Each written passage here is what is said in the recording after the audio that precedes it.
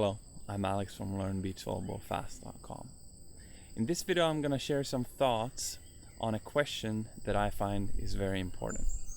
Namely, the question, is sports psychology important? So sports psychology or performance psychology is a tool to make performance, for example sports performance or some other sorts of performance, better and more efficient. However, it's not so easy to touch. Therefore, it is not maybe as intuitive that you would use it in your sports career as something else, maybe strategy or training technique or something like that, which leads many athletes to simply just not do sports psychology, even if they are doing sports careers. So I just want to get one thing straight before we start, which is that I am creating this video from the mindset of what do I wish that I knew years ago? What was it that I didn't know that I really wish someone had told me? Because for me personally, sports psychology has not only helped me a lot in my game, in my beach volleyball game, it also worked sort of as a gateway drug to other psychology and other sciences and other cool things that have really helped my life in ways that I couldn't even imagine. So if we're really lucky, that might happen for you too. This also means that if you have somehow found this video without being a beach volleyball player, yet you see that it's a beach volleyball YouTube channel, well, don't get demotivated just because of that. I think that this will be just as applicable for you, even if you're doing some other sport, or actually maybe even if you don't do a sport at all.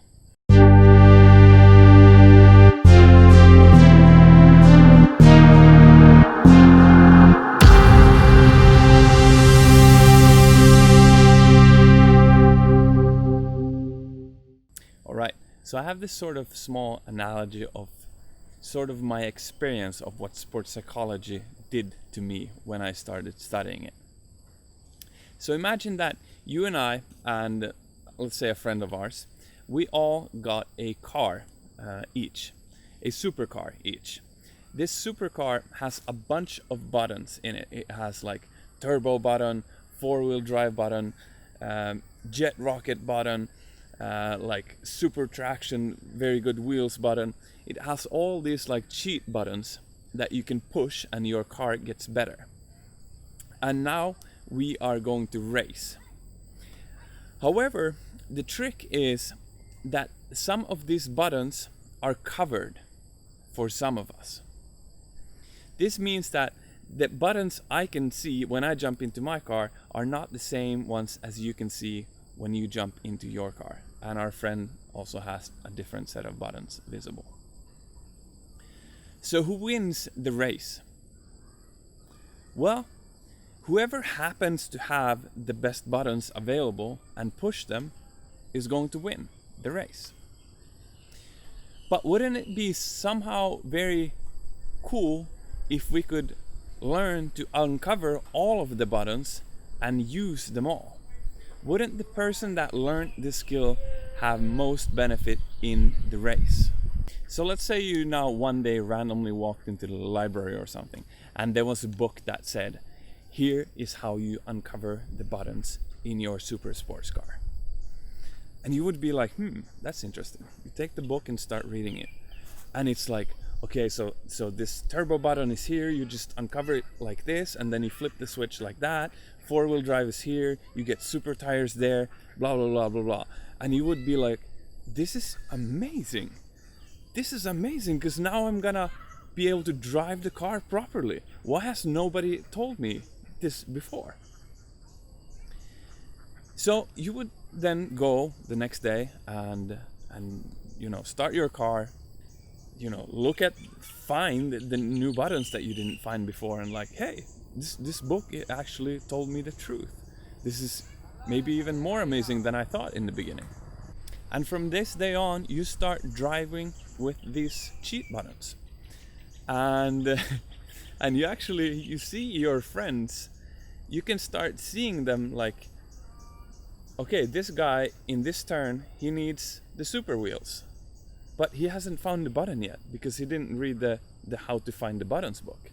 And then you see another friend like, okay, on this straight line here, he would need the jet engine. But oh yeah, he didn't have that button either. So I guess he lost.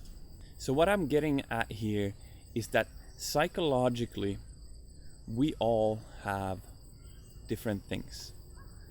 Probably we all have some things that are good psychologically for the game, and some things that are bad psychologically for the game. The thing is that we didn't choose which parts of our psychology were good and which ones were bad. In the car analogy, we didn't get to choose which buttons would work for us and which would be hidden. And it's just the same psychologically.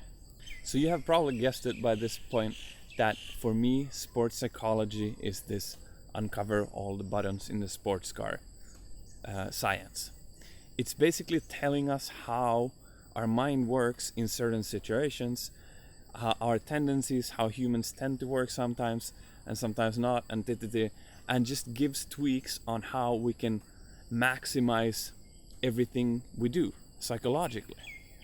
And I'll tell you one thing, I've seen a very strong pattern in beach volleyball and in other sports too, that the people that have started studying sports psychology, they think everyone should. And you guess why? Because if you went and read that How to Uncover the Buttons book, and you started driving faster than your friends and it became more fun to drive than your friends had it, well, you would want your friends to read the book too, right? So I think it's sort of the same with sports psychology. I mean, I wouldn't be making this video unless I had read sports psychology, it helped me, and it made my life and my game more awesome. Would I? I mean, I sort of think that everyone that thinks that someone else should do sports psychology is in their mind sort of just letting people into this secret awesomeness. However, I also recognize that there are some problems, some reasons why people don't want to do sports psychology. So that's actually what I'm gonna talk about next, because I used to have some of these problems too before. So I've listed out 4 problems that people have for starting with sports psychology. And number 1 of them is sort of this mentality that what you are doing mentally right now already works. I already win games. It's already good, therefore I don't need sports psychology. This can also lead to sort of a scaredness that if I start changing what currently works, well, what if I destroy things? What if I make it worse and then I cannot get it back? Second problem can be that psychology can be very personal. It's this thing that's inside us that we cannot touch, and it's almost like someone's gonna change your ego and like tell you how to live your life, and some people don't want that, and it just feels like almost like someone is intruding you if they ask you to do psychology, which is also a problem that we'll address. The third one, which is sort of related,